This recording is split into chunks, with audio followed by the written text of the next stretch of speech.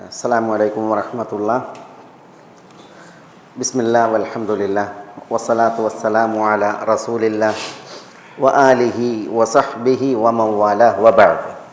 നമ്മളിവിടെ കഴിഞ്ഞ ക്ലാസ്സിൽ ഖാല ജഅൽനി അലാ ഖസാഇനിൽ അർദ് ഇന്നി ഹഫീദുൻ അലീം.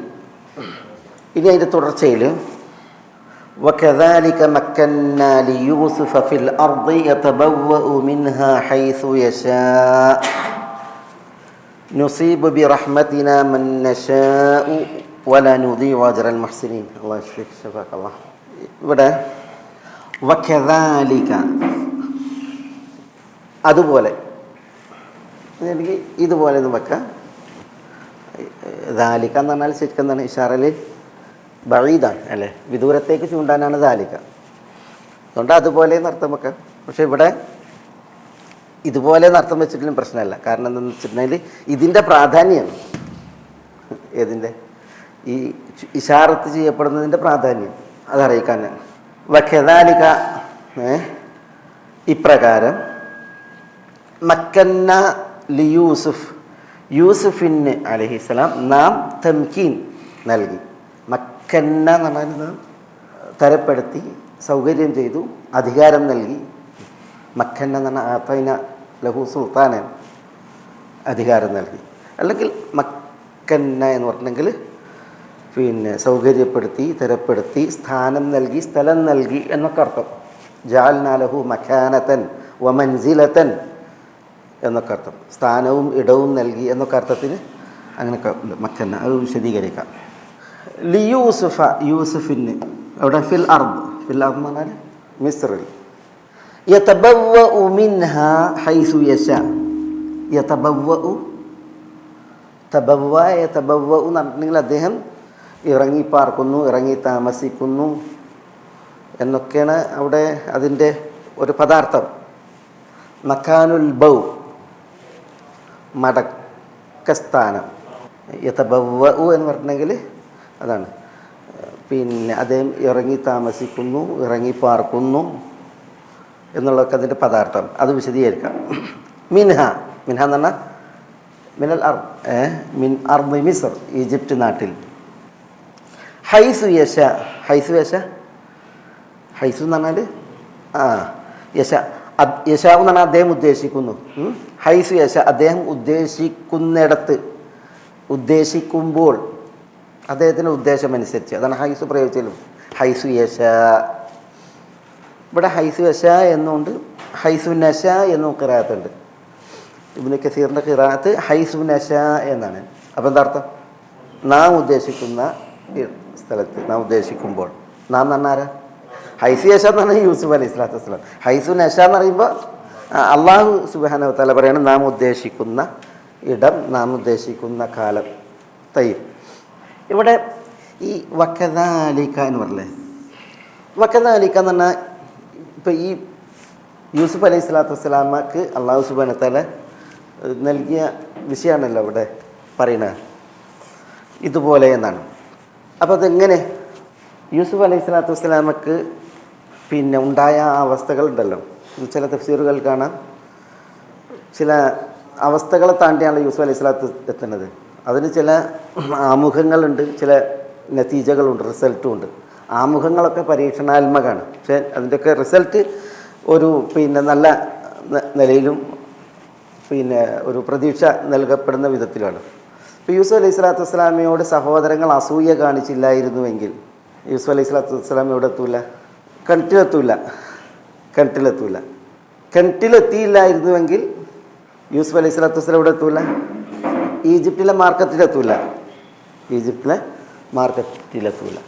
ഈജിപ്തിലെ മാർക്കറ്റിൽ യൂസുഫ് അലൈഹി സ്വലാത്തു വസ്സലാം ഒരു അടിമയായി വിൽക്കപ്പെട്ടു. ഒരാളൊരു അടിമയായി വിൽക്കപ്പെടുക എന്ന് പറഞ്ഞിട്ടുണ്ടെങ്കിൽ അത് യൂസുഫിനെ പോലുള്ള ഒരാൾ ആ അടിമയായി വിൽക്കുക എന്നുള്ളത് ഭയങ്കര പരീക്ഷണമാണ്. അപ്പോൾ അടിമയായി വിൽക്കപ്പെട്ടില്ലായിരുന്നുവെങ്കിൽ യൂസുഫ് അലൈഹി സ്വലാത്തു വസ്സലാമയിലെ അസീസ് മിസ്ർ വിലക്ക് വാങ്ങുമായിരുന്നില്ല, തനിക്കായി വാങ്ങുമായിരുന്നില്ല.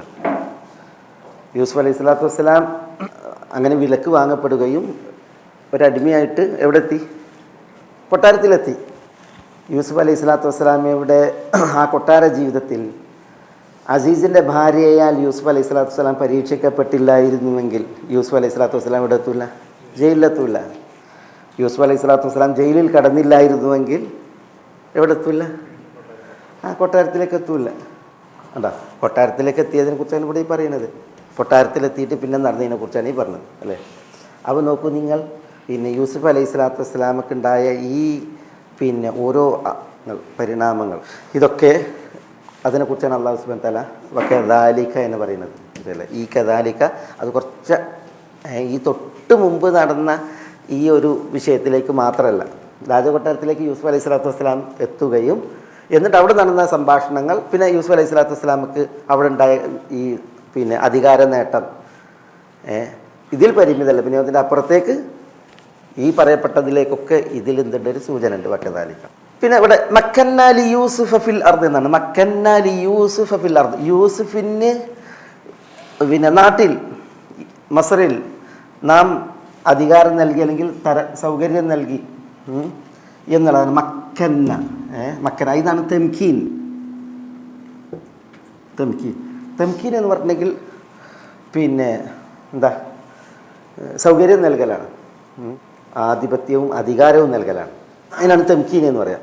അല്ലാഹു സുബ്ഹാനഹു വ തആല മക്കന്ന എന്നാണ് പറഞ്ഞത്. മക്കന്ന നാം സൗകര്യം നൽകി, അധികാരം നൽകി. വിശുദ്ധ ഖുർആനിൽ 13 സ്ഥലങ്ങളിൽ ഈ മക്കന എന്ന ക്രിയൻ്റെ വകഭേദങ്ങൾ വന്നിട്ടുണ്ട്. മക്കന എന്നുള്ളതിൻ്റെ അതിൽ ചിലയിടത്ത് ഇവിടെ ഇതേപോലെ മക്കന്ന എന്നാണ്, മക്കന്ന എന്നാണ്. ചിലയിടത്ത് മക്കന്നി എന്നാണ്, ചിലയിടത്ത് നുമക്കിനു എന്നാണ്, ചിലയിടത്ത് വലയുമക്കിനന്ന ലഹും അല്ലേ, വലയുമക്കിനന്ന ലഹും, വലയുമക്കിനന്ന. സുഹൃത്ത് അൻആമിൻ്റെ 6-ാമത്തെ ആയത്തിൽ എന്തുള്ളത്?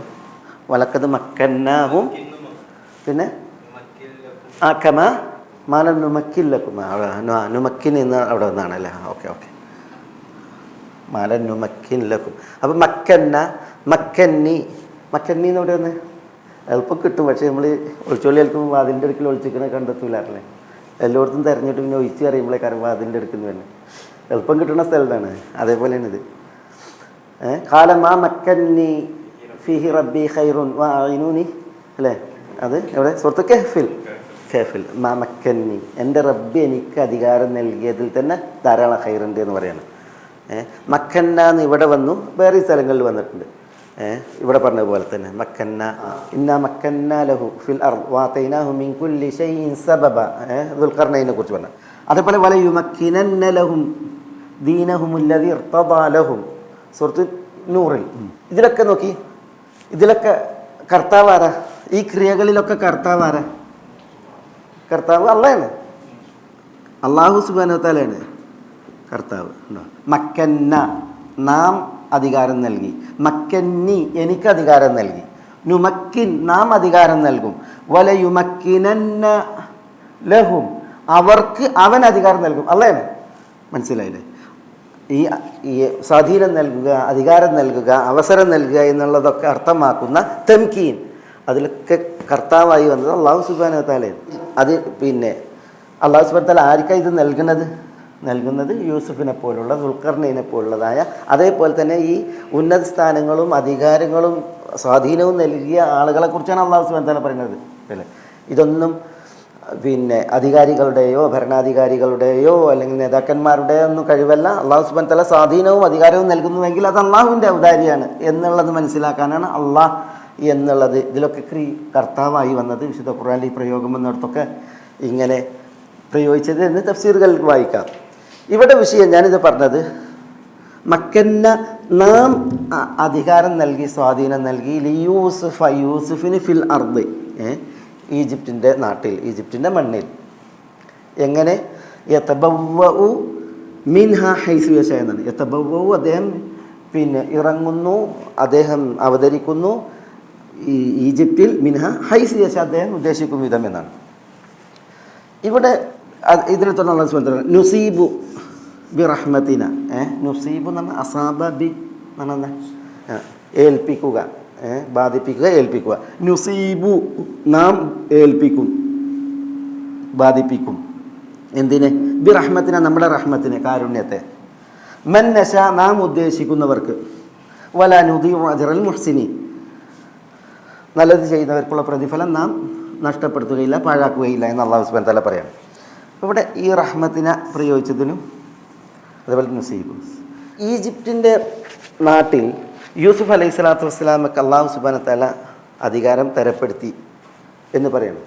ആ അധികാരം തരപ്പെടുത്തിയത് അതിൻ്റെ ഒരു വിഷയമാണ് ഇവിടെ നമ്മൾ ഉള്ളത്. ഈജിപ്തിൻ്റെ രാജാവ് അന്ന് ഒരു മുസ്ലിമല്ല. ഈജിപ്തിൽ അന്ന് ഭരണം ഇസ്ലാമികവുമല്ല. എന്നിട്ടും ഒരു നബിയായ റസൂലായ യൂസുഫ് അലൈഹി സ്വലാത്തു വസ്സലാം അവിടെ ഭരണത്തിൽ പങ്കാളിയായി. അദ്ദേഹം ഭരണത്തിൻ്റെ അന്നത്തെ സുപ്രധാന സ്ഥാനം ചോദിച്ചു വാങ്ങി. ഇജാലിനി അല ഖസാഇനിൽ അർദ്. അന്നത്തെ ആ സാഹചര്യത്തിൽ ഈജിപ്തിൻ്റെ ഏറ്റവും സുപ്രധാന സ്ഥാനം ഏതാ? അത് ഈ ഖസാഇനുൽ അർദാണ്. ഏറ്റവും സുപ്രധാന സ്ഥാനം ഈ ഖസാഇനുൽ അർദാണ്. കാരണം ഈജിപ്തിനെ ഗ്രസിക്കാനിരിക്കുന്ന 7 ക്ഷേമവർഷങ്ങൾക്ക് ശേഷമുള്ള 7 ക്ഷാമവർഷങ്ങൾ, അതിനെ കൈകാര്യം ചെയ്യുന്ന വിഷയമാണ് സുപ്രധാനം. അത് ഈജിപ്തിനെ മാത്രമല്ല, ആ പരിസര നാടുകളെ മുഴുവൻ ഗ്രസിക്കുന്ന ഒരു വലിയ വിപത്താണ് ആ ക്ഷാമം. അതുകൊണ്ട് തന്നെ ആ സ്ഥാനം ഈ ഖസായിനുൽ അർദ് എന്ന് പറഞ്ഞെങ്കിൽ അന്നത്തെ ഈജിപ്തിൻ്റെ പ്രധാനപ്പെട്ട സ്ഥാനമാണ്, പുഞ്ചിക സ്ഥാനമാണ്. അത് ചോദിച്ചു വാങ്ങി യൂസുഫ് അലൈഹി സ്വലാത്തു വസ്സലാം. അത് ചോദിച്ചു വാങ്ങിയിട്ട് ആ ഇസ്ലാമികേതര ഭരണവ്യവസ്ഥിതി നിലനിൽക്കുന്നിടത്ത് നബിയായ റസൂലായ യൂസുഫ് അലൈഹി സ്വലാത്തു വസ്സലാം ആ സ്ഥാനം കൈയാളാണ്. അതും വളരെ കൃത്യമായ നിലയ്ക്ക്. ഇതിനെക്കുറിച്ചാണ് അല്ലാഹു സുബ്ഹാനഹു വ തആല പറഞ്ഞത്, മക്കന്ന ലി യൂസുഫിന് നാം അധികാരം നൽകി, നാം സൗകര്യം നൽകി എന്നുള്ളത്. അപ്പോൾ അത് അല്ലാഹു സുബ്ഹാനഹു വ തആല യൂസുഫ് അലൈഹി സ്വലാത്തു വസ്സലാമക്ക് കഴിഞ്ഞതാണ്. അല്ലാഹു സുബ്ഹാനഹു വ തആല കഴിഞ്ഞാണ്. അത് യൂസുഫ് അലൈഹി സ്വലാത്തു വസ്സലാമയുടെ ഒരു ഗവേഷണമോ അല്ലെങ്കിൽ അദ്ദേഹത്തിൻ്റെ ഒരു അന്വേഷണമോ മാത്രമല്ല, പിന്നെയോ അത് അല്ലാഹു സുബ്ഹാനഹു വ തആല നബിയായ റസൂലായ യൂസുഫിന് അലൈഹി സ്വലാം. ഇതിനു മുമ്പ് യൂസുഫ് നബിയാണ്. ഇത് ചോദിക്കുന്നതിന് മുമ്പ് യൂസുഫ് ആരാണ്? വലമ്മ അശുദ്ധഹു ആതൈനാഹു ഹുക്മൻ വ ഇൽമ എന്ന് പറഞ്ഞില്ലേ? യൂസുഫ് അലൈഹി സ്വലാത്തു വസ്സലാം നബി ആയിട്ടുണ്ട്. അതുകൊണ്ട് തന്നെ നബിയായ യൂസുഫ് അലൈഹി സ്വലാത്തു വസ്സലാമക്ക് അല്ലാഹു സുബ്ഹാനഹു വ തആല തരപ്പെടുത്തി കൊടുത്താണത്. അതുകൊണ്ട് തന്നെ ഇസ്ലാമികേതര ഭരണവ്യവസ്ഥകളിൽ അവിടെയുള്ള സ്ഥാനമാനങ്ങൾ അതെത്ര ഉയർന്ന തസ്തികയായാലും ഉയർന്ന അധികാര പദവിയായാലും ഒരു മുസ്ലിം അത് കൈയാളുന്നതിൽ എന്തില്ല? കൈയാളുന്നതിൽ ഒരു അനിസ്ലാമികതയില്ല. അത് അനനുവദനീയമാകുന്നൊരു വിഷയമല്ല. അതാണ് ഈ ഒരു വിഷയം നമ്മളെ അറിയിക്കുന്നത്. എപ്പോഴും ഒരു മുസ്ലിം അത്തരം സ്ഥാനങ്ങൾ കൈയാളുമ്പോൾ ശരിയാണ്, ഇസ്ലാമികമായ മര്യാദകൾ, ഇസ്ലാമികമായ വിധിവിലക്കുകൾ, സൂക്ഷ്മതകൾ ഇതൊക്കെ പാലിക്കണം എന്നുള്ളതിൽ ഇഷ്കാലൊന്നുമില്ല. പക്ഷേ ഇത്തരം ഈ അധികാര സ്ഥാനങ്ങളെ ഏൽക്കുന്ന വിഷയത്തിൽ അതിന് എത്ര ഉയർന്ന സ്ഥാനമാണെങ്കിലും അതിലൊരു അനിസ്ലാമികതയില്ല എന്നുള്ളതിന് തെളിവാണ്, മനസ്സിലായില്ലേ, ഈ ഒരു സംഭവം. അനിസ്ലാമികത വാഴുന്നിടത്ത് ഒരു മുസൽമാൻ്റെ ഇസ്ലാം ജലരേഖയാണ് എന്നാണ് ചിലർ പറയുന്നത്. ഇസ്ലാമിന് രാഷ്ട്രീയ വ്യാഖ്യാനം നൽകിയ പിന്നെ ജമാഅത്തെ ഇസ്ലാമിയെ പോലുള്ളതായ സംഘടനകളും നേതാക്കന്മാരും പറയുന്നത്, അനിസ്ലാമികത വാഴുന്നിടത്ത് ഒരു മുസൽമാൻ്റെ ഇസ്ലാം ജലരേഖ എന്ന് പറഞ്ഞാൽ എന്താ? വെള്ളത്തിലിങ്ങനെ വരച്ചിട്ടുണ്ടെങ്കിൽ ആ വര അവിടെ ഉണ്ടാവുമോ? നമ്മൾ വരക്കണീൻ്റെ പിന്നാലെ അതിൽ പോവും അല്ലേ? അതേപോലെ ഭൂമിയിൽ സ്ഥാപിക്കപ്പെടാത്ത വീട് പോലെ എന്നൊക്കെ പറയാം. അതൊക്കെ ഏറ്റവും അപകടകരമായ പ്രസ്താവനകളാണ്. പറയുമ്പോൾ ശരിയാണ്, ഇങ്ങനെ നമുക്ക് ഭയങ്കര ഉഷാറായിട്ട് വയലറിയാൻ നല്ല പോയിൻ്റ് ആയിരിക്കും. പക്ഷേ നമ്മളതിനെ സൂക്ഷ്മമായി വായിച്ചിട്ടുണ്ടെങ്കിൽ അത് വളരെ ഇസ്ലാമിന് ഘടകവിരുദ്ധവും അതേപോലെ തന്നെ ഒരിക്കലും ഇസ്ലാമികമായി നീതീകരിക്കാൻ പറ്റാത്ത പ്രസ്താവനകളാണ്. ഒരു കാലത്ത് അതൊക്കെയായിരുന്നു നമ്മളെ നാടുകളിൽ പല യുവാക്കളെയും ഭരിച്ചിരുന്നതും നയിച്ചിരുന്നതും. അതുകൊണ്ടാണ് പലരും തീവ്രവാദികളും ഭീകരന്മാരൊക്കെ ആയിട്ട് മാറിയത്. ചില മുസ്ലിം ഇപ്പം സലഫിയത്തിലേക്ക് തന്നെ ചേർത്ത് പറയുന്ന ചില ആളുകൾ, യുവാക്കൾ അത്തരം ചിന്തകൾ കൊണ്ടുവരുന്നുണ്ട്. അതിൽ സ്വാധീനിക്കപ്പെട്ടിട്ടുണ്ട്. അതുകൊണ്ടാണ് ഈ തീവ്രതയും അതേപോലെ തന്നെ ഈ അതിരുവിട്ട ചില നിലപാടുകളൊക്കെ ചില ആളുകൾ പ്രസംഗിക്കാനും പെരുമാറാനൊക്കെ തുടങ്ങിയത്. എന്നാൽ യഥാർത്ഥത്തിൽ നമ്മൾ ശരിക്ക് ഈ ഇസ്ലാമിക ചരിത്രവും വിശുദ്ധ ഖുർആൻ്റെ അധ്യാപനങ്ങളൊക്കെ വായിക്കുമ്പോൾ അതൊക്കെ വലിയ അപകടമാണ്. അപ്പം നജാഷി രാജാവിനെ കുറിച്ചൊന്ന് ആലോചിച്ച് നോക്കി. നജാഷി രാജാവ് ഇവിടുന്ന് മരിച്ചപ്പോൾ അവിടുന്ന് തുടങ്ങണം. അദ്ദേഹത്തിൻ്റെ മരണത്തിൽ നിന്ന് വേണം അദ്ദേഹത്തിനെ വായിക്കാൻ. അഷ്റഫുൽ ഖൽക്ക് റസൂലുള്ളാഹി സ്വല്ലല്ലാഹി അലൈഹി വസല്ലം തങ്ങളെയാണ് അള്ളാഹു സുബ്ഹാനഹു വ തആല നജാശി രാജാവിന് മയ്യത്ത് നിസ്കരിക്കാൻ ഇമാമാക്കിയത്. നബി സ്വല്ലല്ലാഹു അലൈഹി വസല്ലം തങ്ങൾ അദ്ദേഹത്തെ ഒരിക്കലും കണ്ടിട്ടില്ല. നബി സ്വല്ലല്ലാഹു അലൈഹി വസല്ലം തങ്ങളെ അദ്ദേഹവും കണ്ടിട്ടില്ല. നബി സ്വല്ലല്ലാഹു അലൈഹി വസല്ലം തങ്ങൾ ജീവിച്ച നാളിലാണ് അദ്ദേഹം ജീവിച്ചത്. ഈ നജാശി രാജാവ് ഒരു വഖ്ത് നിസ്കരിച്ചത് ഇസ്ലാം ആശ്ലേഷിച്ചിട്ട് ഒരു വഖ്ത് നിസ്കരിച്ചു. അദ്ദേഹത്തിൻ്റെ ആ ആശയപ്രകാരം നിസ്കരിച്ചിട്ടുണ്ടാവാം. കാരണം അദ്ദേഹം ഒരു ക്രിസ്തീയ വിശ്വാസിയായിരുന്നു. അവർക്ക് നിസ്കാരമുണ്ട്, ആ നിലക്ക് നിസ്കരിച്ചിട്ടുണ്ടാവാം. പക്ഷേ ഇസ്ലാമിൽ വന്നിട്ടൊരു നിസ്കാരം നിർവഹിച്ചതോ ഒരു സക്കാത്ത് നൽകിയതോ നബി തങ്ങളുടെ മദീന കാലഘട്ടത്തിലാണ് അദ്ദേഹം മരിക്കുന്നത്. അപ്പോൾ പിന്നെ നബി തങ്ങൾ ഇവിടെ നബിയായി നിയുക്തമായതിനു ശേഷം അദ്ദേഹം ഇവിടെ എത്രയോ വർഷങ്ങൾ ഉണ്ടായിട്ടുണ്ട്. പിന്നെ അദ്ദേഹം നബി തങ്ങൾ അയച്ച ഒരു കത്ത് പ്രകാരമാണ് ഇസ്ലാം സ്വീകരിക്കുന്നതും ആ പ്രഖ്യാപനം ഉണ്ടാകുന്നതൊക്കെ. എന്തായാലും അദ്ദേഹം അവിടെ ഭരണം കയ്യാളി. അദ്ദേഹം അവിടെ ഒരു റസൂലുള്ള പറയാണ് അദ്ദേഹം ഇന്ന അഹല്ലക്കും കദ്മാത്ത ഇന്ന അഹല്ലക്കും നിങ്ങളുടെ ഒരു സഹോദരൻ, അങ്ങനെ ഒരു പ്രയോഗം. അതേപോലെ തന്നെ ഇന്ന ബി അൽ ഹബശത്തി മലിക്കൻ സാലിഹൻ, ഹബശയിൽ ഒരു സാലിഹായ രാജാവുണ്ട് എന്നൊക്കെ പറഞ്ഞ റസൂലുള്ള അദ്ദേഹത്തെ പരിചയപ്പെടുത്തുന്നത്. അദ്ദേഹം ആദിലാണ്, നീതിമാനാണെന്നൊക്കെ പറഞ്ഞ് പരിചയപ്പെടുത്തിയില്ലേ. അദ്ദേഹം ഇവിടുത്തെ ഭരണാധികാരിയാണ്. അദ്ദേഹം ഭരണം നടത്തിയത് എങ്ങനെയാണ്? നബി സ്വല്ലല്ലാഹു അലൈഹി വസല്ലം തങ്ങൾ കൊണ്ടുവന്ന അധ്യാപനത്തിൻ്റെ അടിസ്ഥാനത്തിൽ അദ്ദേഹം ഭരണം നടത്തിയിട്ടില്ല. എന്നിട്ടും അദ്ദേഹം മരിച്ചപ്പോൾ നോക്കി നിങ്ങൾ, അദ്ദേഹത്തിന് ആ നാട്ടിൽ ആരും ഒരു മയ്യത്ത് നിസ്കാരം സംഘടിപ്പിച്ചില്ല, നടന്നുപോകില്ല. പക്ഷേ നബി സ്വല്ലല്ലാഹു അലൈഹി വസല്ലം തങ്ങൾക്ക് അള്ളാഹു വഹി നൽകി, നിങ്ങളുടെ ഒരു സഹോദരൻ മരിച്ചിട്ടുണ്ട് ഹബശയിൽ, നജാശി രാജാവ്, നജാശി അൽ അസ്ഹമ, അതുകൊണ്ട് എല്ലാവരും നിങ്ങൾ അദ്ദേഹത്തിന് മയ്യത്ത് നിസ്കരിക്കണം എന്ന് പറഞ്ഞപ്പോൾ നബി സ്വല്ലല്ലാഹു അലൈഹി വസല്ലം തങ്ങൾ മദീനയിൽ ഇമാമായി നിന്ന് സഹാബികളെ പിന്നിൽ ബഖീ ഖബർസ്ഥാൻ്റെയും മസ്ജിദ് നബവിയുടെയും ഇടയിലുള്ള ഒരു ആയിട സ്ഥലത്ത് സഹാബികളെ അണിനിരത്തി നബി സ്വല്ലല്ലാഹു അലൈഹി വസല്ലം തങ്ങൾ അദ്ദേഹത്തിന് ജനാസ നിസ്കരിച്ചു എന്നുള്ളതാണ്. ചിലർ പറഞ്ഞത് മറഞ്ഞ മയ്യത്തിന് ഒരിക്കലും നിസ്കരിക്കാൻ പാടില്ല എന്ന് തീവ്രമായി പറയുന്ന ഹനഫികൾ പറഞ്ഞത് നജാശി രാജാവിന് മറഞ്ഞ നിലക്ക് നിസ്കരിച്ചിട്ടില്ല, അദ്ദേഹത്തിൻ്റെ ജനാസ അവിടെ അവതരിപ്പിച്ചു കൊടുത്ത അള്ളാഹു എന്നാണ്. അവതരിപ്പിച്ചു കൊടുത്തു മദീനയിൽ. എന്നിട്ട് അതിന് മുന്നിൽ നിന്ന് നിർത്തിയിട്ടാണ് സഹസ്രമതങ്ങൾ നിസ്കരിച്ചതെന്ന് പറയുന്നവരുണ്ട്. എന്തായാലും മറഞ്ഞ നിലക്കായാലും ഞെല്ല മയ്യത്ത് അവിടെ പ്രത്യേകം അദ്ദേഹത്തിനുള്ള ഒരു ആദരവ് നൽകി എത്തിച്ചിട്ടായാലും നോക്കി നിങ്ങൾ ആരാ അദ്ദേഹത്തിന് മയ്യത്ത് നിസ്കരിച്ചത്? അഷ്റഫുൽ ഖൽക്ക് അല്ലേ. പിന്നെ റസൂൽ സ്വല്ലല്ലാഹു അലൈഹി വസല്ലം തങ്ങളുടെ ശ്രേഷ്ഠരായ സഹാബികൾ കൂടിയിട്ടാണ് അദ്ദേഹത്തിന് ജനാസ നിസ്കരിച്ചത്. അദ്ദേഹം ഒരു നാട്ടിൻ്റെ ഭരണാധികാരിയാണ്. ആ ഭരണാധികാരി എന്ന് പറഞ്ഞിട്ടുണ്ടെങ്കിൽ ശറ അനുസരിച്ച് ഭരിച്ചു എന്നുള്ളത് നമ്മൾ അദ്ദേഹത്തിൻ്റെ ചരിത്രത്തിൽ വായിക്കുന്നേ ഇല്ല. മനസ്സിലായി?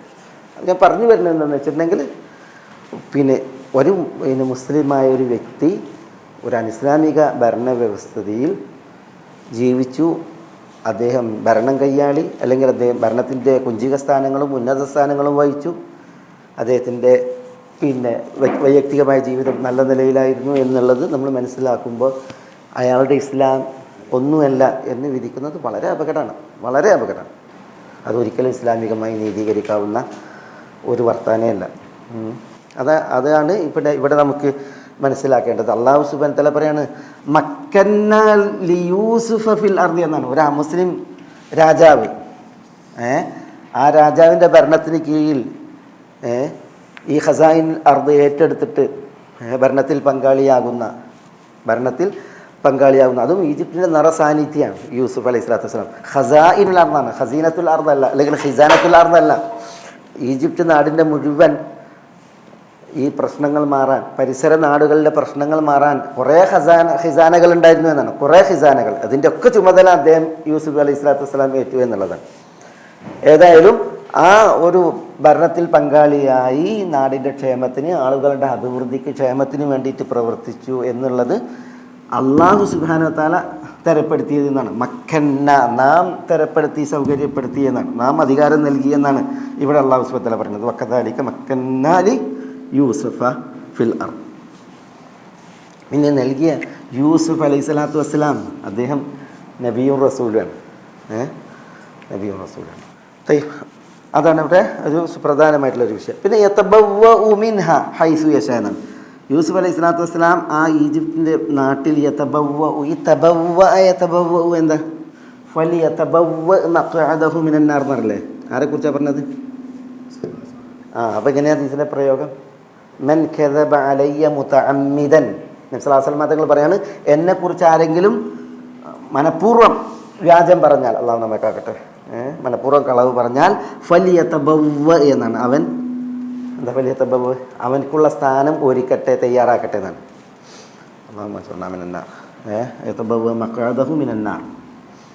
മഖഅദഹു അവൻ ഒരുക്കട്ടെ, തയ്യാറാക്കട്ടെ എന്നാണ്. അപ്പോൾ അവിടെ യതബവ്വ എന്ന് പറഞ്ഞാൽ അല്ലാതാണ് നുസൂലിന് ഇറങ്ങാൻ, അതേപോലെ തന്നെ ഇഖാമത്ത് താമസിക്കാൻ ഒക്കെയുള്ള സ്ഥലം ഒരുക്കുക, തയ്യാറാക്കുക, റെഡിയാക്കുക എന്നുള്ളതിനാണ് യതബവ്വ എന്ന് പറയുക. അപ്പോൾ നമ്മളൊരു ആയത്തിൽ പറയുന്നുണ്ടല്ലോ, വല്ലദീന തബവ്വ ഉദ്ദാറ വൽ ഈമാന മിൻ ഖബ്ലിഹിം യുഹിബ്ബൂന മൻ ഹാജറ ഇലൈഹിം. അവിടെ വല്ലദീന തബവ്വ ഉദ്ദാർ എന്താ പറഞ്ഞത്? ആരുടെ വിഷയത്തിലാണ് പറഞ്ഞത്? അൻസാരികളുടെ വിഷയത്തിൽ സൂറത്ത് ഹശറിൽ പറഞ്ഞല്ലേ, അവരാണ് ഹിജ്റ വരുന്നവർക്ക് വരാനുള്ള നാടും വീടും തയ്യാറാക്കിയത്, അൻസാരികൾ. അപ്പോൾ അവിടെ പ്രയോഗിച്ചതാണ് വല്ലദീന തബവ്വഉ. അതാണ് ഈ യതബവ്വ, ബൗഇൽ നിന്നാണ്. ബൗ എന്ന് പറഞ്ഞാൽ റുജൂ, മടക്കം എന്നാണ് അർത്ഥം. ബൗ എന്നതിൽ നിന്നാണ് ഇത് വരുന്നത്, ക്രിയ വരുന്നത്. ബൗ എന്ന് പറഞ്ഞാൽ മടക്കം എന്നാണ്. പിന്നെ അതിൻ്റെ ഉദ്ദേശാർത്ഥമാണ് യതബവ്വ എന്നുണ്ടെങ്കിൽ ഒരാൾ മടങ്ങി വന്നാൽ, ഒരാൾ പിന്നെ താമസിക്കാൻ ഒരിടത്ത് ഇറങ്ങാൻ വന്നിട്ടുണ്ടെങ്കിൽ അതിനുള്ള സ്ഥലം ഒരുക്കുക എന്നൊക്കെ ഉള്ളത്.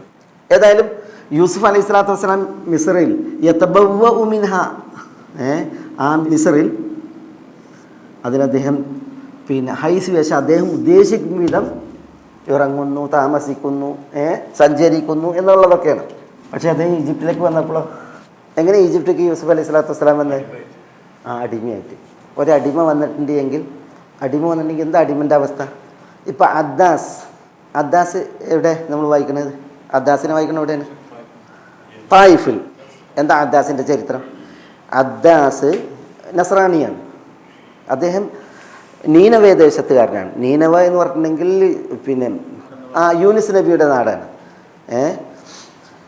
അത് പിന്നെ അൽ ആസിയ സുഹറ എന്ന് പറയും, ഏഷ്യ മൈനർ എന്ന് പറഞ്ഞിട്ടുണ്ടെങ്കിൽ ഇന്നത്തെ ഷാമിൻ്റെയൊക്കെ വടക്ക് ഭാഗം. പിന്നെ എനിക്ക് തോന്നുന്നത് ഒരു കാലത്ത് അത് ഈ നൈനവ തുർക്കിയിലായിരുന്നു, ഇപ്പം എനിക്ക് തോന്നുന്നത് ഷാമിൽ ആയിരിക്കും. ഏതായാലും തുർക്കീൻ്റെ ആ ഭാഗം ഷാമിൽ അശൂരികൾ എന്നൊക്കെ വലിയൊരു സംസ്കാരത്തിൻ്റെ വക്താക്കളുണ്ടായിരുന്നു. അവരുടെ തലസ്ഥാനം അല്ല തുർക്കി വേറെ, ഷാം വേറെ. പക്ഷേ ഈ പിന്നെ ചരിത്രത്തിലുണ്ടായിട്ടുണ്ട് അങ്ങോട്ടും ഇങ്ങോട്ടും കൊടുക്കൽ വാങ്ങലുണ്ടല്ലോ പല നിലക്കും. അതിലെന്ത് ചെയ്തിട്ടുണ്ട്, പല നാടുകൾ അങ്ങോട്ടും ഇങ്ങോട്ടും പോയിട്ടുണ്ട്. എന്തായാലും ഒരു കാലത്ത് ഷാമിലായിരുന്നത് തുർക്കിയിൽ പോയിട്ടുണ്ട്, തുർക്കിയിലായിരുന്നത് ഷാമിലേക്ക് വന്നിട്ടുണ്ട്. അത് വിഷയം. ഏതായാലും ഈ നൈനവേ ദേശത്തുകാരനായ അദ്ദാസ്, അദ്ദേഹം ഒരു പിന്നെ നസ്രാനിയായിരുന്നു, അദ്ദേഹം ഒരു സ്വതന്ത്രനായിരുന്നു.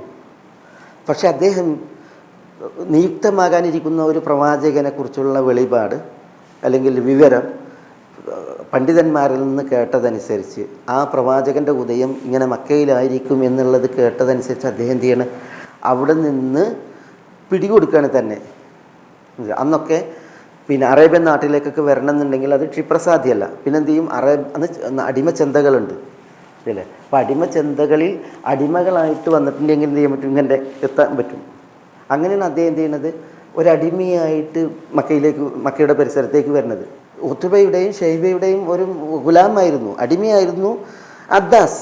അദ്ദേഹം അടിമയായിട്ട് അടിമൻ്റെ ജോലി ചെയ്തിട്ട് ശമ്പളം വാങ്ങാനും കീശ ഉറപ്പിക്കാനല്ല അദ്ദേഹത്തിൻ്റെ ഉദ്ദേശം. അദ്ദേഹത്തിൻ്റെ ഉദ്ദേശം ഒരു നബി നിയുക്തമാകാനിരിക്കുന്നു, ആ നബി വന്നാൽ സ്വീകരിക്കുക എന്നുള്ളതാണ്. അതാണ് അദ്ദേഹത്തിൻ്റെ ലക്ഷ്യം അല്ല, അതാണ് അദ്ദേഹത്തിൻ്റെ വെമ്പൽ. അതിനാണ് അദ്ദേഹം സ്വന്തത്തെ വിറ്റ്. നോക്കണം, നൈനവായിൽ നിന്ന് എവിടേക്ക് വരുന്നത്, പിന്നെ അറബികളുടെ നാട്ടിലേക്ക് വരുന്നത്, തായിഫിലേക്ക് വരുന്നത്. പക്ഷെ അള്ളാഹുവിനെ ഒരാൾ ലക്ഷ്യമാക്കിയിട്ടുണ്ടെങ്കിൽ അള്ളാഹു ആ ലക്ഷ്യം പൂർത്തീകരിക്കുന്നു എന്നുള്ളതിൻ്റെ ചരിത്രമാണ്. അദ്ദേഹം നബി സ്വല്ലല്ലാഹു അലൈഹി വസല്ലം തങ്ങളെ കാതോർത്തിട്ടാണ്, നബി സ്വല്ലല്ലാഹു അലൈഹി വസല്ലം തങ്ങളെ പ്രതീക്ഷിച്ചിട്ടാണ് അദ്ദേഹം ചെയ്യുന്നത്, ജീവിതം കഴിച്ചു കൂട്ടിയത്. അതുകൊണ്ടാണ് അദ്ദേഹത്തിന് നബി സ്വല്ലല്ലാഹു അലൈഹി വസല്ലം തങ്ങളുടെ കാലിൻ്റെ ഒട്ടിൽ വെച്ച് കൊടുത്തത് അള്ളാഹു സുബ്ഹാനഹു വ തആല. അത് ആ ഇഖ്ലാസിനാലാണ്. അള്ളാഹു സുബ്ഹാനഹു വ തആലക്ക് മാത്രം ചെയ്തത് അള്ളാഹു സുബ്ഹാനഹു വ തആല ഒരിക്കലും ഉണ്ട്, വലാ നുദിഉ അജ്റൽ മുഹ്സിനീൻ. അതുകൊണ്ടാണ് നബി സ്വല്ലല്ലാഹു അലൈഹി വസല്ലം തങ്ങൾ നോക്കി, നിങ്ങൾ പിന്നെ തായിഫിൽ പോയി 10 ദിവസം നിന്നു.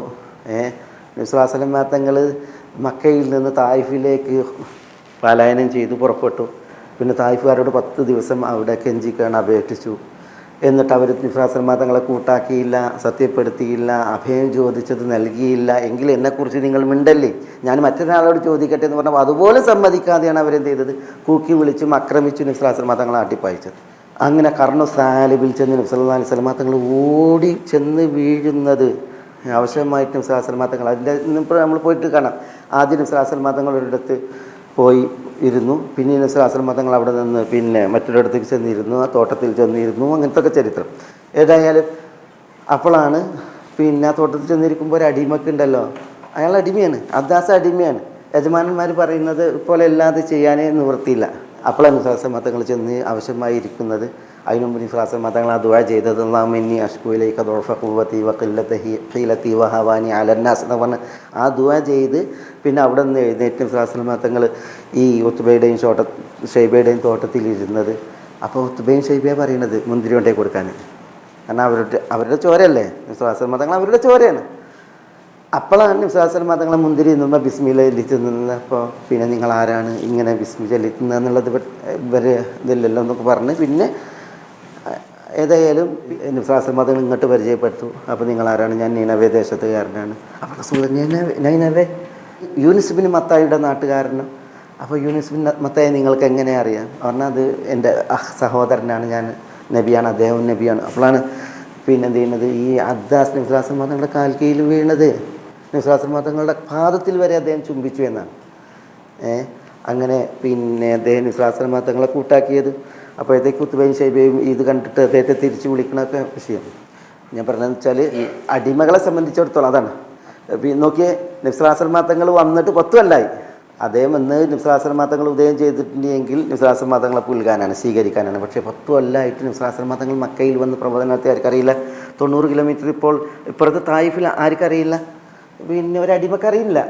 കാരണം അടിമ എന്ന് പറഞ്ഞിട്ടുണ്ടെങ്കിൽ അയാളന്ന് കാലങ്ങളിലൊക്കെ പരിമിതമായ സ്ഥലങ്ങളിൽ കിട്ടുന്ന പരിമിതമായ ആ അറിവുകൾ കഴിഞ്ഞുകൂടുക എന്നുള്ളതാണ്.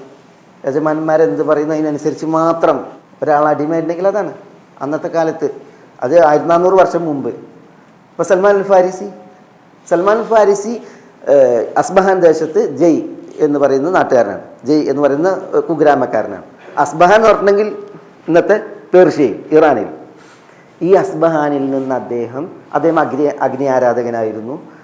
അങ്ങനെയാണ് അദ്ദേഹം ചെയ്യുന്നത്. ഈ അഗ്നി ആരാധനയെ എല്ലാ സത്യം അദ്ദേഹം കേൾക്കുന്നത്, മനസ്സിലായില്ലേ. ഏതായാലും അദ്ദേഹം അവിടെ നിന്ന് പലായനം നടത്തി. പിന്നെ അദ്ദേഹം എത്ര സഞ്ചരിച്ചു, എത്ര നാടുകളിലേക്ക് അദ്ദേഹം മാറി ചില ഹദീസുകൾ കാണാം 12 നാടുകളിലേക്ക് അദ്ദേഹം ചെയ്തിട്ടുണ്ട്, മാറി പോയിട്ടുണ്ട്. എന്തിന്, ഒരു സത്യാന്വേഷിയായിട്ട്. അവസാനമാണ് അദ്ദേഹം അമ്മൂരിയ ദേശത്തെത്തുന്നത്. അമ്മൂരിയയിൽ വെച്ചിട്ടാണ് അദ്ദേഹം ഇങ്ങനെ മക്കയിൽ ഒരു നബി വരാനുണ്ട് എന്നുള്ള വിവരം കേൾക്കുന്നത്. അങ്ങനെ അദ്ദേഹം അമ്മൂരിയയിലേക്ക് നിന്ന് അറബികളുടെ നാട്ടിലേക്ക് എത്താൻ വേണ്ടിയിട്ട് അദ്ദേഹം സാഹസപ്പെട്ടത്, അദ്ദേഹം ഒരു അറേബ്യൻ ഗോത്രത്തിൻ്റെ കൂടെ സഹവസിച്ച് വരുമ്പോൾ അറേബ്യൻ ഗോത്രത്തെ വഴിയിൽ ആക്രമിച്ചിട്ട് അദ്ദേഹത്തെ അടിമയായി പിടിക്കണം. അന്നത്തെ കലാപരിപാടി അതാണ്. ആളുകളെ ആക്രമിക്കുക, എന്നിട്ട് അടിമകളായിട്ട് പിടിക്കുക, പിന്നെ വേലക്ക് വെക്കുക, അല്ലെങ്കിൽ മാർക്കറ്റിൽ വിൽക്കുക. അതാണ്. അങ്ങനെയാണ് അറബികൾ എന്ത് ചെയ്യണം, അദ്ദേഹത്തെ പിടിച്ചു കൊണ്ടിട്ട് പിന്നെ മദീനയിൽ ഇപ്പോൾ അറബിക്കണത്. അദ്ദേഹം സത്യാന്വേഷിയാണ്. അദ്ദേഹം കേട്ടിട്ടുണ്ട് മദീനയിൽ പിന്നെ അതായത് മക്കയിൽ നബി സ്വല്ലല്ലാഹു അലൈഹി വസല്ലം തങ്ങൾ ഉദിക്കുമെന്നും ഉദിച്ച നബി സ്വല്ലല്ലാഹു അലൈഹി വസല്ലം തങ്ങളുടെ പിന്നെ പാലായന ഭൂമിയാണ് മദീന, യസ്രിബെന്നും അന്ന് യസ്രിബെന്നും ഉള്ള വിവരമാണ് അദ്ദേഹം കേൾക്കുന്നത്. 2 ഹറകൾക്കിടയിൽ ഈത്തപ്പനകൾ വിളഞ്ഞാടുന്ന സ്ഥലത്ത് അദ്ദേഹം പിന്നെ ഹിജറ വരും എന്നുള്ള വാർത്ത കേട്ട് അദ്ദേഹം അതാ മനസ്സിൽ ഓർത്തിട്ടാണ് അദ്ദേഹം ചെയ്യുന്നത്, പിന്നെ ജീവിക്കണത്. നോക്കണം, നബി സ്വല്ലല്ലാഹു അലൈഹി വസല്ലം തങ്ങൾ മദീനയിലേക്ക് ഹിജറ വന്നിട്ടും അബ്ദാസ് അറിയണില്ല, സൽമാൻ അൽ ഫാരിസി അറിയണില്ല പിന്നെ എങ്ങനെ വന്നത്. പിന്നെ ആണ് പിന്നെ എനിക്ക് തോന്നുന്നത് പിന്നെ ഇന്നത്തെ അൽ ഫക്കീർ എന്ന് പറയുന്നത് മദീനയിലുണ്ട്. അൽ ഫക്കീർ എന്ന് പറഞ്ഞൊരു സ്ഥലം, ഫക്കീർ കിണറുണ്ട്, ഫക്കീർ തോട്ടമുണ്ട് മദീനയിൽ പോയാൽ. ആ ഫക്കീറിൽ പിന്നെ സൽമാൻ അൽ ഫാരിസി ഒരടിമയായിട്ട് ജോലി ചെയ്തുകൊണ്ടിരിക്കെ അപ്പോഴത്തേക്ക് എത്ര കഴിഞ്ഞ് ഒരുപാട് അകലെയാണ് ഫക്കീർ. മദീനയിൽ മസ്ജിദുൻ നബവിൻ്റെ തെക്ക് ഭാഗം ഉടനെ ബനു ഖൈനുഖ, പിന്നെ കുറച്ചും കൂടി ഇപ്പുറത്തേക്ക് അങ്ങോട്ടുണ്ടെങ്കിൽ ബനു നദീർ. നബി തങ്ങൾ കാൽനടയായി പോയി വരുന്ന സ്ഥലമാണ്. അവിടെ ഈ സൽമാൻ ഫാരിസിക്ക് അറിയുന്നില്ല നബി തങ്ങൾ വന്നത്. അദ്ദേഹം തോട്ടത്തിൻ്റെ ഈത്തപ്പൻ്റെ മുകളിൽ പണിയെടുത്തുകൊണ്ടിരിക്കുകയാണ്. അദ്ദേഹത്തിൻ്റെ യജമാന്മാർ നബി തങ്ങളെ കുറിച്ചിട്ട് പരദൂഷണം പറയുന്നത്, അല്ലെങ്കിൽ നബി തങ്ങളുടെ വിഷയങ്ങൾ പറയുന്നത്. അപ്പോൾ അദ്ദേഹം നബ്സലാസ്ലമ തങ്ങൾ ഇങ്ങനെ മദീനയിൽ എത്തിയിട്ടുണ്ടെന്ന് കേട്ടപ്പോൾ ഈത്തപ്പനയിൽ നിന്ന് വീണ മാതിരി അദ്ദേഹം പൊളിഞ്ഞാട്ട് ചോദിക്കുന്നുണ്ട്, ഇറങ്ങുകയാണ്. പിന്നെയാണ് ചോദിക്കുന്നതും അദ്ദേഹത്തിന് പിന്നെ വിഷയങ്ങളൊക്കെ നബ്സലാസ്ലമ തങ്ങളെ കാണാൻ വേണ്ടിയിട്ട് പിന്നെ പോണൊക്കെ വിവരം. ഞാൻ പറഞ്ഞു വെച്ചാൽ ഈ ഒരു അടിമത്തത്തിൻ്റെ ബന്ധനം എന്ന് പറഞ്ഞിട്ടുണ്ടെങ്കിൽ, അടിമത്ത ജീവിതം എന്ന് പറഞ്ഞിട്ടുണ്ടെങ്കിൽ പ്രത്യേകിച്ച് ആ കാലഘട്ടങ്ങളിൽ വലിയ വിഷയമാണ്. ഇത് അതിനും എത്രയോ വർഷങ്ങൾക്കാണ്, സഹസ്രാബ്ദങ്ങൾക്ക് അപ്പുറമാണ് യൂസുഫ് അലൈഹി സ്വലാത്തു വസ്സലാമയുടെ വിഷയം. അപ്പോൾ അന്ന് ആളുകളിലൊക്കെ ഒരടിമയായ ഒരു നാട്ടിലെത്തുക എന്ന് പറഞ്ഞാൽ ആ മനുഷ്യനാണ് കണ്ടോ അല്ലാഹു സുബ്ഹാനഹു വ തആല ഇതൊക്കെ പറയുമ്പോൾ അതിന് വലിയ ആശയാണ്. ഇന്നലെ അടിമയായി വന്നിറങ്ങിയ ഒരു വ്യക്തി ഉണ്ടല്ലോ, പിന്നെ താൻ ഉദ്ദേശിക്കും വിധം ആ നാട്ടിൽ താമസിക്കാനും അതേപോലെ തന്നെ സഞ്ചരിക്കാനും ഒക്കെ അവസരമുള്ള ആളായിട്ട് മാറുകയാണ്. അല്ലാഹുവിൻ്റെ ഔദാര്യം അൽഹംദുലില്ലാഹ്.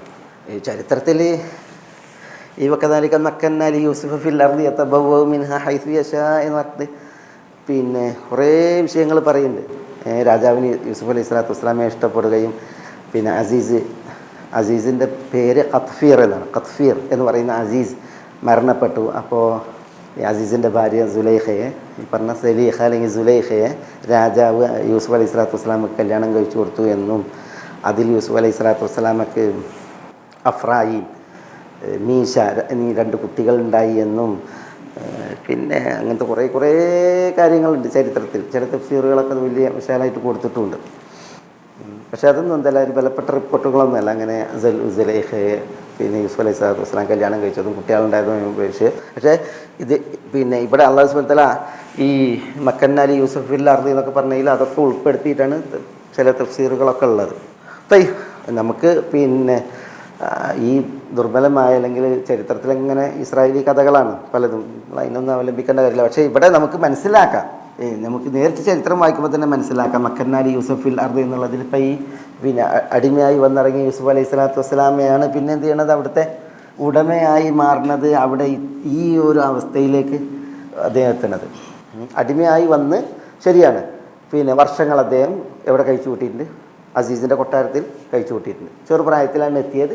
പിന്നെ വലമ്മ ബലഗ അശുദ്ധഹു എന്നാണ് അദ്ദേഹത്തിൻ്റെ ആ അശുദ്ധ കരുത്ത് പ്രാപിച്ചിട്ടുണ്ട്. വൈജ്ഞാനികമായും അതേപോലെ തന്നെ പ്രവാചകത്വം ഏൽക്കാനുള്ള ആ കരുത്ത് പ്രാപിച്ചതൊക്കെ ഇവിടെ വെച്ചിട്ട് തന്നെയാണ്, അസീസിൻ്റെ കൊട്ടാരത്തിൽ വെച്ചിട്ട് തന്നെയാണ്. പിന്നെ ജയിൽ ജീവിതം ചുരുങ്ങിയത് 7 വർഷമാണ്. ഫലബിസ ഫിസ്സിജിനി ബിദ്അസിനി, ചുരുങ്ങിയത് 7 വർഷമാണ്. അതൊക്കെ കഴിഞ്ഞതിന് ശേഷമാണ് എന്ത് ചെയ്യണം, അദ്ദേഹം ഈ ഒരു അവസ്ഥയിലേക്ക് പരിണമിക്കുന്നത്. ഏതായാലും യതബവ്വഉ മിൻഹാ ഹൈസു യശാ, അല്ലാഹു സുബ്ഹാനഹു വ തആല പറയുന്നത് നുസീബു ബിറഹ്മതിനാ മൻ നശാ, നുസീബു നാം ഏൽപ്പിക്കും നൽകും, ബിറഹ്മതിന അസാബ ബി ആണ്, അതുകൊണ്ടാണ് ഈ പറഞ്ഞത് നമ്മളുടെ റഹ്മത്തിനെ നൽകും, നമ്മുടെ റഹ്മത്തിനെ ഏൽപ്പിക്കും, മൻ നശാ നാം ഉദ്ദേശിക്കുന്നവർക്ക്. ഇത് അല്ലാഹു സുബ്ഹാനഹു വ തആല ഇത് പറയാൻ കാരണം അല്ലാഹു സുബ്ഹാനഹു വ തആല ഈ സ്വാധീനം നൽകലും അതേപോലെ തന്നെ ഇങ്ങനെയുള്ള ഒരു അവസരം നൽകലും അതൊരു യൂസുഫിൽ നിക്ഷിപ്തമല്ല, യൂസുഫിൽ പരിമിതമല്ല. പിന്നെയോ അള്ളാഹു ഉദ്ദേശിക്കുന്നവർക്കൊക്കെ അള്ളാഹു സുബ്ഹാനഹു വ തആല ഇപ്രകാരം അള്ളാഹിൻ്റെ റഹ്മത്ത് നൽകും എന്നുള്ളതാണ്. ഇവിടെ ഈ റഹ്മത്തിനെ ഉണ്ടല്ലോ, ഇതിൽ ഈ റഹ്മത്ത് കൊണ്ട് ഉദ്ദേശിക്കുന്നത് പ്രധാനമായിട്ട് എന്താണ്? പ്രധാനമായിട്ടും യൂസുഫ് ഈ രാജാവിൻ്റെ അടുക്കൽ വന്ന് ആ രാജാവിൻ്റെ വിശ്വസ്തനായി സ്വീകരിക്കപ്പെട്ട് പിന്നെ ആ രാജാവിൻ്റെ ഭരണത്തിൽ അവസരം നേടിയതും ഭരണം കൈയാളിയതും തുടങ്ങിയ വിഷയമാണ്. അതാണ് ഈ റഹ്മത്ത് കൊണ്ടുള്ള ഉദ്ദേശം പ്രധാനം. അപ്പോൾ നോക്കി നിങ്ങൾ, ഇസ്ലാമികേതരമായ ഒരു ഭരണവ്യവസ്ഥയുടെ തണലിൽ ഈ രീതിയിൽ അവസരം മുതലെടുക്കുന്നതിനെ, അവസരം ഉപയോഗപ്പെടുത്തുന്നതിനെ അള്ളാഹിൻ്റെ റഹ്മത്തായിട്ടാണ് പറയുന്നത്. അത് അള്ളാഹിൻ്റെ ഒരു അദാബോ അല്ലെങ്കിൽ അത് ഇട്ടെറിഞ്ഞ് പായേണ്ട ഒരു ലാനത്തൊന്നുമല്ല. അതാണ് ഈ പ്രയോഗത്തിൻ്റെ പ്രത്യേകത. നുസീബ് ബി റഹ്മത്തിന മൻ നശാ. യൂസുഫ് നബി അലൈഹി സ്വലാത്തു വസ്സലാമയിൽ നിക്ഷിപ്തല്ല ഈ ഒരു വിഷയം. യൂസുഫ് അലൈഹി സ്വലാത്തു വസ്സലാമയെ പോലെ വർത്തിക്കുന്ന സൽവൃത്തന്മാർക്കൊക്കെ അള്ളാഹിൻ്റെ ഈ റഹ്മത്ത് ലഭിക്കും എന്നുള്ളതാണ് ഇവിടെ ഈ പ്രയോഗം നുസീബ് ബി റഹ്മത്തിന മൻ നശാ എന്നുള്ളത് അറിയിക്കുന്നത്. അള്ളാഹു സുബ്ഹാനഹു വ തആല ഈ ആയത്ത് അവസാനിപ്പിക്കുമ്പോൾ വലാ നുദീഉ അജ്റൽ മുഹ്സിനീൻ, വലാ നുദീഉ അജ്റൽ മുഹ്സിനീൻ. യൂസുഫ് അലൈഹി സ്വലാത്തു വസ്സലാമയെ പുരസ്കരിച്ചാണ് ഈ പറയുന്നത്. വലാ നുദിയോ നാം പാഴാക്കുകയില്ല, അബാ യുദിയോ നുദിയോ നാം പാഴാക്കും. ലാ നുദിയും നാം പാഴാക്കൂല. അജ്റൽ മുഹ്സിൻ, അജ്റ യൂസുഫ് എന്ന് പറഞ്ഞില്ല, യൂസുഫിൻ്റെ അജ്റിനെ പാഴാക്കൂല എന്ന് പറഞ്ഞില്ല. പിന്നെ എന്താ പറഞ്ഞത്? അജ്റൽ മുഹ്സിനീൻ, യൂസുഫ് അലൈഹി സ്വലാത്തു വസ്സലാം മുഹ്സിനീങ്ങളിൽപ്പെട്ട ആളാണ്. അതുപോലെ മുഹ്സിനീങ്ങൾ ആരുണ്ടോ അവരുടെ ഒന്നും കൂലി എന്ത് ചെയ്യൂല, ലാ നുദിയും ഞാൻ പാഴാക്കൂല എന്നാണ്. ഇദാഅത്ത് എന്ന് പറഞ്ഞാൽ പാഴാക്കുക. പാഴാക്കൽ ഒന്നുകിൽ സംഭവിക്കൽ അജിസ്, ഒരാളുടെ അശക്തത കാരണത്താലായിരിക്കും, ദുർബലത.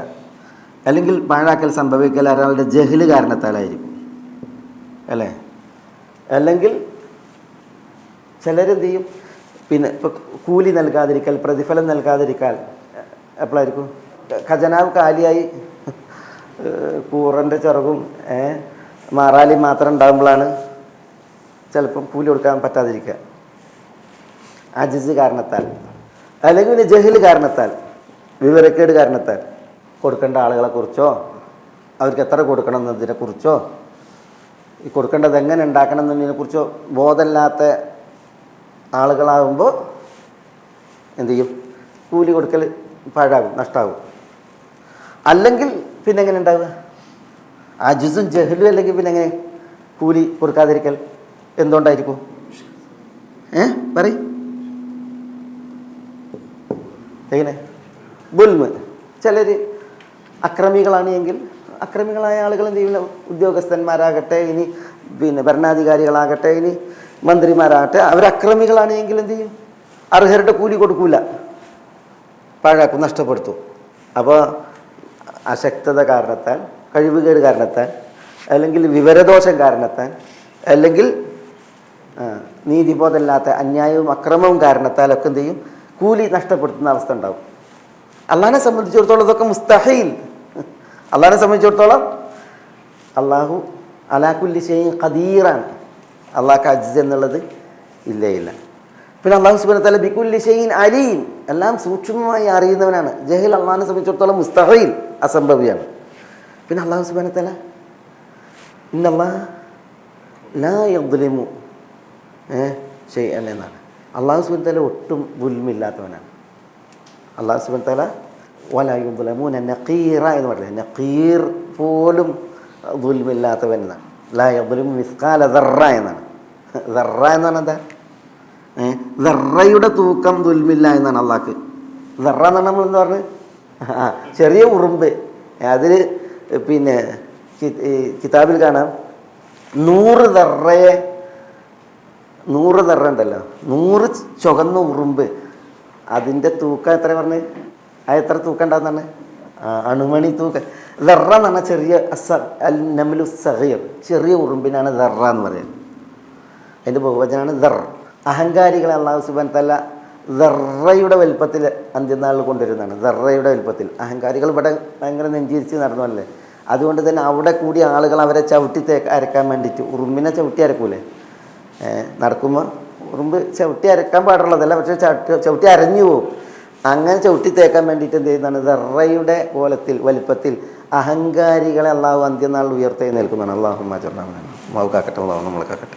അപ്പോൾ അത്രയും ചെറുത്, ഏറ്റവും ചെറുതിനാണ് ദർറ പറയുക. 100 ദർറയുടെ തൂക്കം ഒരു പിന്നെ ഗോതമ്പിൻ്റെ തൂക്കം, ഒരു ഗോതമ്പിൻ്റെ തൂക്കം 100 ദർറയാണ്. അപ്പോൾ ദർറ എത്ര? ഏറ്റവും ചെറുതല്ലേ. അത്ര പോലും അള്ളാഹു എന്തില്ല, ദുൽമില്ല എന്നാണ്. അള്ളാഹു സുബ്ഹാനഹു വ തആല തീരെ ദുൽമില്ല. അപ്പോൾ അള്ളാഹുവിൽ നിന്നും ദുൽമ അസംഭവ്യമാണ്. ജഹൽ അള്ളാഹിനെ സംബന്ധിച്ചിടത്തോളം അസംഭവ്യമാണ്. സുബ്ഹാന അജ്സും അള്ളാഹിനെ സംബന്ധിച്ചിടത്തോളം അസംഭവ്യമാണ്. അതുകൊണ്ട് തന്നെ അള്ളാഹു സുബ്ഹാനഹു വ തആല അള്ളാഹു തന്നെ കുറിച്ച് പറയാൻ ലാ നുദിഉ, നാം പാഴാക്കൂല, അജ്റൽ മുഹ്സിനീൻ, മുഹ്സിനീങ്ങളുടെ പ്രതിഫലത്തെ, കൂലിയെ.